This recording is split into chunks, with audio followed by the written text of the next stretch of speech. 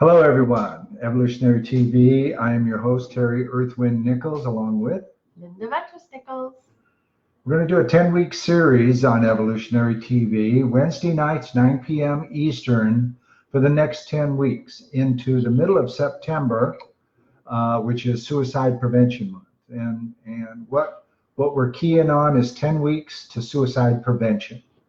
Tonight, one moment in time, something was taken away from you. What if you could get that back, Linda? Yeah, and that's really the basis of the title, What Drives Our Behaviors, because there is something back in childhood for most of us, at least in the civilized world, that happened and we walled it off and we are unable to get back there.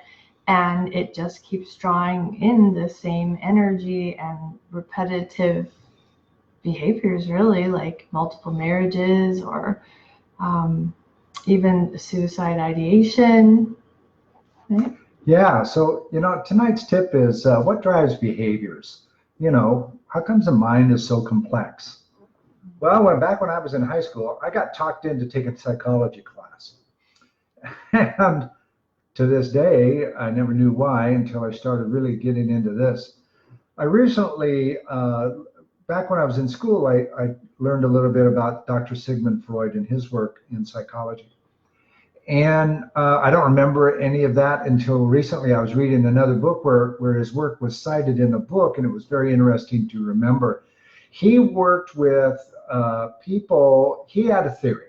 He believed that whatever an adult was suffering from in their life stemmed from a traumatic event early in childhood. Well, guess what? He was right, and we found out. What he did was use hypnosis to go back to find memories back in early childhood with his patients in the late 1800s. The only problem is in that time frame, science decided that hypnosis was not a tool to be used in psychotherapy. So they ordered it not to be used by anybody in the behavioral health fields in those times.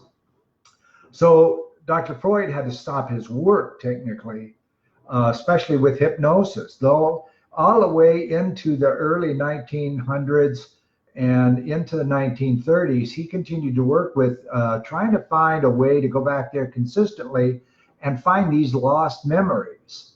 Well, we figured it out. Unfortunately, September 23rd, 1939, he committed suicide himself. And so we know people who, Linda can talk directly about it. I lost very close friends, military and not out of the military, to suicide. So it's very important to us to help people with suicide. Linda? Yes, and I lost my father, an Army veteran, to suicide when I was in high school.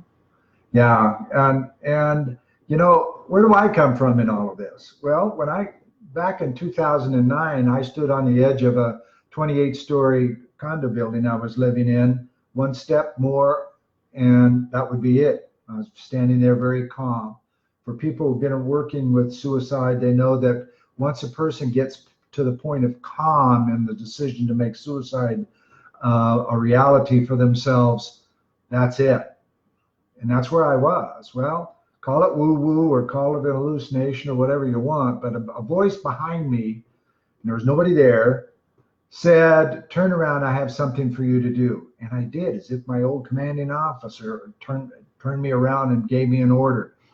Well, my friends, 6 months later, I have what we now call repetitive behavior cellular regression figured out. It's a question and answer sequence. It's nonlinear, and it uses nonlinear tools to go back in people's memories. Well, when we go back to a memory traditionally, we talk about the history, what's going on, why we're there, all the stuff, and we cry and we go through all the emotions. That's what I did. And we figured out a way to freeze frame a memory so it's a picture. So there's no motion or history there, no story. Guess what happens? No emotion. The emotions go away. And the ego shuts down because it has nothing to ask questions about. So we figured that out, and we use the 5 senses. In the next 10 weeks, we're going to talk about a lot of this, but tonight we're just going over the basics. And Linda's going to talk a little bit here in a moment about the rise in suicide and in different categories. Right now, we are working on a proposal to the military about taking the CR process right into the field.